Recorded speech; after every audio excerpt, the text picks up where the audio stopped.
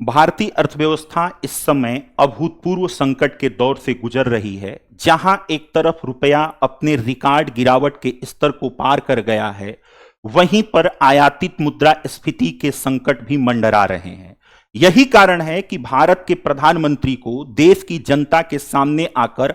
आर्थिक राष्ट्रवाद और आर्थिक देशभक्ति की अपील करते हुए अपने जीवन शैली में कुछ बदलाव करने की अपील की गई। अगर प्रधानमंत्री मोदी की अपील पर देखें तो आप देखेंगे कि प्रधानमंत्री मोदी ने मंच से, सार्वजनिक मंच से यह अपील की कि भारतीयों को अपने जीवन शैली में अगले 1 साल तक वर्क फ्रॉम होम को तरजीह देना चाहिए, 1 साल तक गोल्ड खरीदने से बचना चाहिए, 1 साल तक विदेश यात्रा से बचना चाहिए, खाने के तेल का इस्तेमाल कम करना चाहिए, पेट्रोल डीजल की खपत को कम करने के लिए पब्लिक ट्रांसपोर्टेशन को तरजीह देना चाहिए। सवाल यह उठता है कि एक देश का प्रधानमंत्री सार्वजनिक मंच से आकर ऐसा क्यों कह रहा है, उसके पीछे क्या कारण है? क्या यह महज लफाजी है या इसके पीछे कोई घोर आर्थिक संकट आसन्न नजर आ रहा है जो भारत की अर्थव्यवस्था को बुरी तरीके से प्रभावित कर सकता है? इसके विश्लेषण करने से पहले आपको भारतीय अर्थव्यवस्था की कुछ तल्ख सच्चाइयों को जान लेनी चाहिए कि भारतीय अर्थव्यवस्था सोना और तेल के मामले में आयात पर कितना अधिक निर्भर है। अगर हम बात करें वर्ष 2025-26 के वित्तीय वर्ष की, तो वर्ष 2025-26 के वित्तीय वर्ष के दौरान भारत ने कुल 721 टन सोने का आयात किया, जो पिछले साल की तुलना में 24% अधिक था। वहीं पर अगर हम तेल और ईंधन की बात करें तो तेल और ईंधन की आवश्यकताओं के लिए हम 85% आयात पर निर्भर हैं और तेल और सोने की इस आयात के बदले में प्रति वर्ष हम $200 बिलियन आयात बिल का चुकाते हैं, जिसका सीधा प्रभाव हमारे देश के विदेशी मुद्रा भंडार और भारतीय रुपए पर पड़ता है। और यही कारण है कि भारतीय रुपया इस समय अपने ऐतिहासिक गिरावट के स्तर को भी पार कर गया है और अर्थशास्त्री अभी कोई अनुमान नहीं लगा पा रहे हैं कि रुपया कहां तक गिरेगा। सवाल यह उठता है कि यह जो वर्तमान संकट आपके सामने दिख रहा है, जिसके चलते प्रधानमंत्री को जनता से आर्थिक देशभक्ति की अपील करनी पड़ रही है, क्या वह संकट संरचनात्मक है या किसी तात्कालिक संकट का या तात्कालिक अव्यवस्था का परिणाम है? तो अगर इस संकट के पीछे हम देखें तो तात्कालिक कारण है पश्चिमी एशिया का संकट, अर्थात अमेरिका, इजराइल और ईरान का युद्ध, जिसके प्रतिवाद में ईरान की तरफ से होर्मुज जलडमरू को ब्लॉक कर दिया गया और उससे विश्व का सप्लाई चेन बुरी तरीके से ध्वस्त हो गया, जिसके चलते भारत के जो कच्चे तेल का आयात होता है वह आयात बिल महंगा हो गया। अब आपके मन में यहां पर सवाल यह उठता होगा कि भारत कच्चे तेल का कितना आयात करता है, कैसे करता है? तो अगर आप देखेंगे कि हमारे पास जितना हम कच्चे तेल की खपत करते हैं, अर्थात डीजल पेट्रोल की जो खपत करते हैं, उसका मात्र 15% ही हम अपने घरेलू प्रोडक्शन उत्पादन के द्वारा पूरा कर पाते हैं। बाकी 85% हमारी आयात पर निर्भरता है, अर्थात दूसरे देशों से हम उसका क्रय करते हैं। सालाना तेल आयात बिल देखोगे तो 130 से लेकर 150 अरब डॉलर का हम एक वर्ष में केवल तेल के आयात का बिल चुकाते हैं।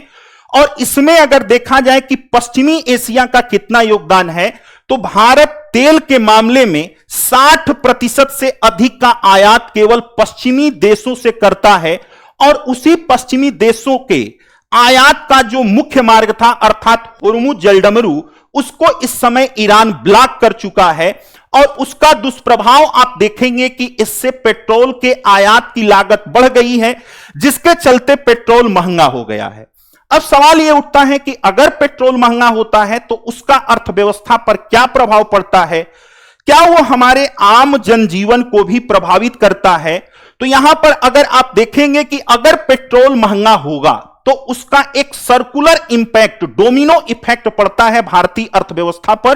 पेट्रोल महंगा होता है तो इससे परिवहन लागत अर्थात ट्रांसपोर्टेशन कास्ट बढ़ जाती है, इससे फूड सप्लाई की प्राइस बढ़ जाती है, अर्थात खाद्य वस्तुएं महंगी हो जाती हैं,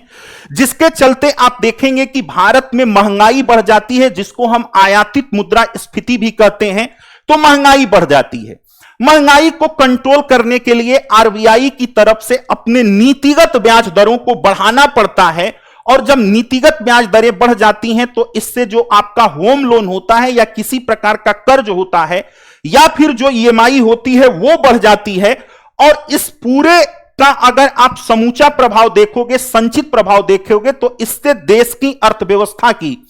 इकोनॉमिक ग्रोथ रेट स्लो हो जाती है। तो तेल के प्रभाव को अगर आप देखेंगे कि तेल का आयात जितना ज्यादा बढ़ेगा या तेल आयात जितना महंगा होगा, भारत की अर्थव्यवस्था की चुनौतियां उतनी अधिक बढ़ती जाएंगी, भारत के भीतर महंगाई उतनी अधिक बढ़ती जाएगी। यही कारण है कि देश के प्रधानमंत्री ने तेल की खपत को कम करने के लिए देश की जनता से इस बात की अपील की है कि आप तेल यानी कच्चे तेल, डीजल, पेट्रोल का कम से कम प्रयोग कीजिए ताकि हमको विदेशों से इसका आयात कम करना पड़े और हमारी विदेशी मुद्रा पर पड़ने वाले दबावों को रोका जा सके। यह चीज यहां पर तेल की गणित है।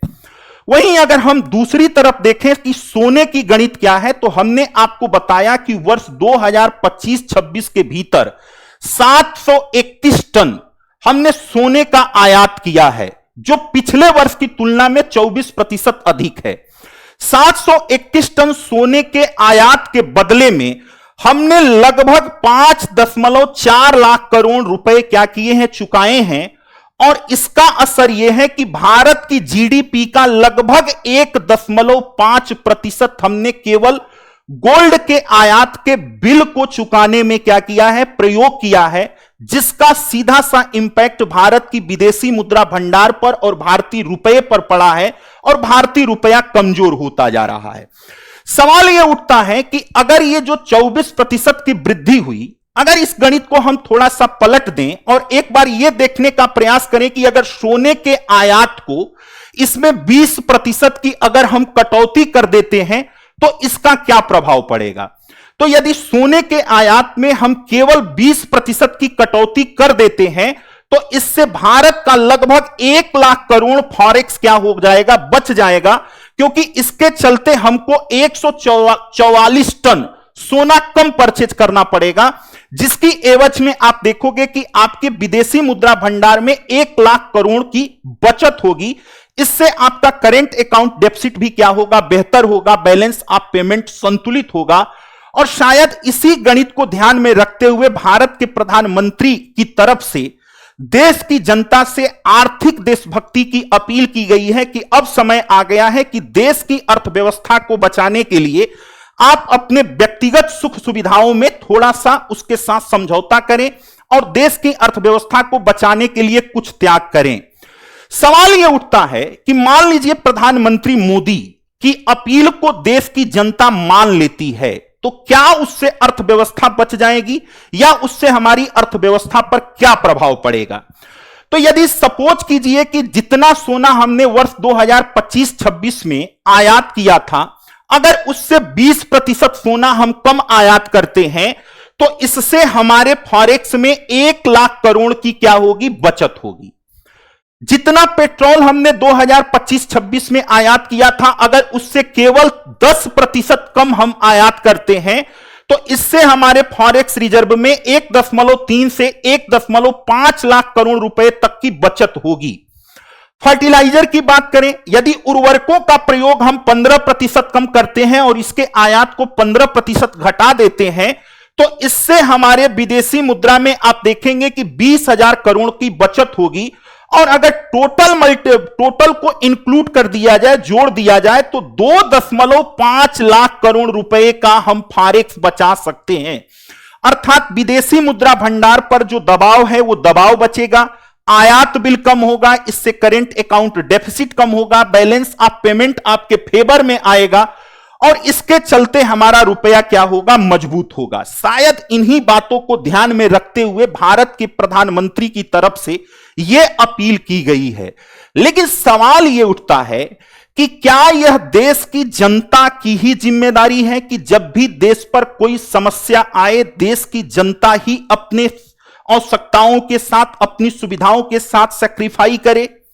क्या सरकार को यह नहीं बताना चाहिए कि इस समस्या से निपटने के लिए हमने क्या किया है, कौन कौन से कदम उठाए हैं।